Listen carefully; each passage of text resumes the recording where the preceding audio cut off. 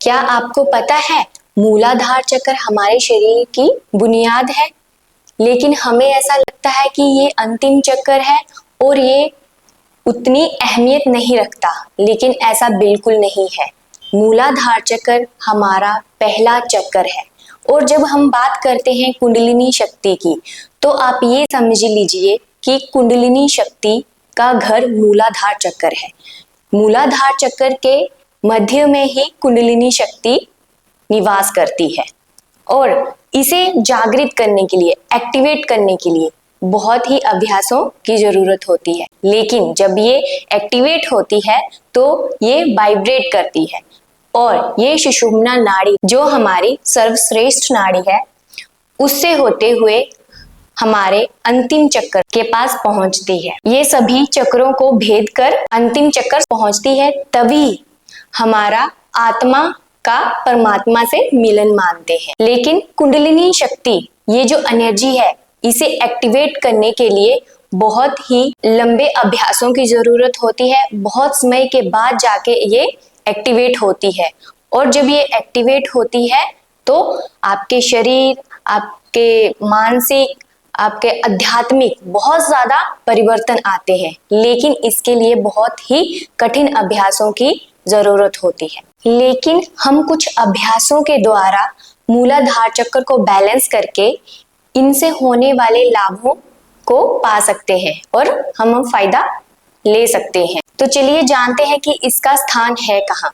तो सबसे पहले मैं बता दूं कि मूलाधार चक्र का जो स्थान है वो लिंग और गुदा स्थान के बीच में है और ये रेड कलर को दर्शाता है और इसका जो बीज मंत्र है वो लम है। जब भी आप अभ्यास करते हो तो आपका ध्यान मूलाधार चक्र पे होता है और आप लम शब्द, लम जो इसका बीज मंत्र है, उसका उच्चारण करते हो। मूलाधार चक्र का जो स्थान है वो लिंग और गुदा स्थान के बीच में है, या फिर आप ऐसे भी समझ सकते हो जहां पे हमारी रीढ़ की हड्डी का जो अंतिम सिरा है वहां पे मूलाधार चक्र का स्थान है और इसका रंग जो है वो लाल है और यहीं पे हमारी अपान वायु भी स्थित है।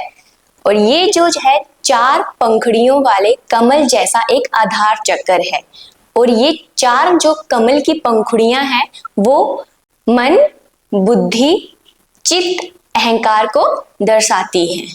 मूलाधार चक्र जो है वो हमारे विचारों से संबंधित है। जब भी हमारे मन में नेगेटिव थॉट्स बहुत ज्यादा आते हैं तो ये उन्हें डाइवर्ट करके पॉजिटिव थॉट में चेंज कर देता है।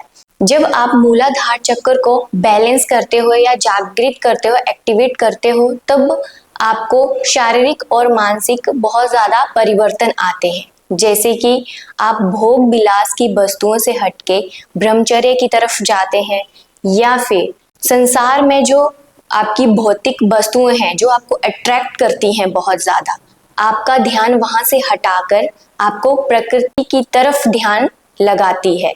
और जब आपको किसी भी सिचुएशन में कोई भी काम होता है, जब आप बहुत डर जाते हो, नर्वस हो जाते हो, तब क्या होता है, आपको उस डर को खत्म करता है और आपको एक उस काम को कंप्लीट करने के लिए एक अंदर से भावना आती है कि मैं इस काम को कर लूंगा या मैं इस टास्क में जीत जाऊंगा। और आप जब इसको बैलेंस करते हो चक्कर को, तब आप बहुत हैप्पीनेस फील करते हो, बहुत खुश रहते हो। जब आप बहुत ही इमोशनली वीक होते हो, आप कोई डिसीजन नहीं ले पाते हो, इमोशनल वीक हो, ऐसे आपको प्रॉब्लम्स आती है, तो ये क्या करता है, आपको इमोशनली बहुत ही स्ट्रॉन्ग करता है। तो चलिए जानते हैं कि इसके कौन कौन से ऐसे अभ्यास हैं जिससे हम इसे बैलेंस कर सकते हैं या फिर मूलाधार चक्र को जागृत कर सकते हैं। पहला आसन है वीरभद्र आसन। आपको इसे आगे की तरफ पैर को घुमाना है और 90 डिग्री लेके जाना है और अपने जो लोअर बॉडी है, हिप, उसको नीचे की तरफ प्रेस करना है और अपने दोनों हाथों को ऊपर उठाना है।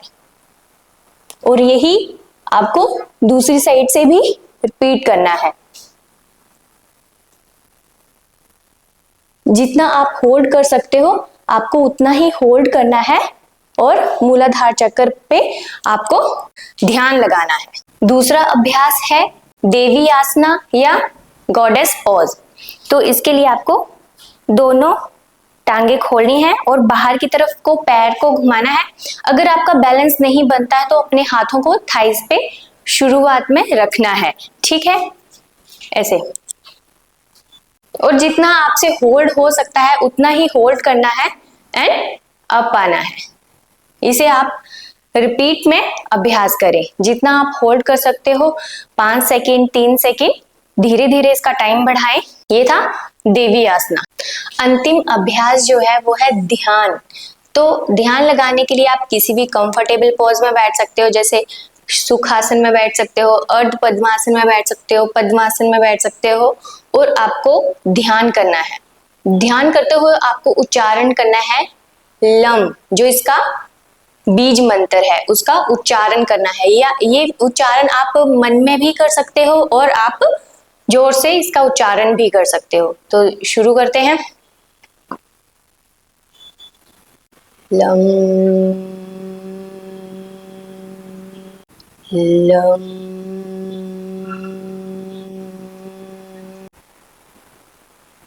लम।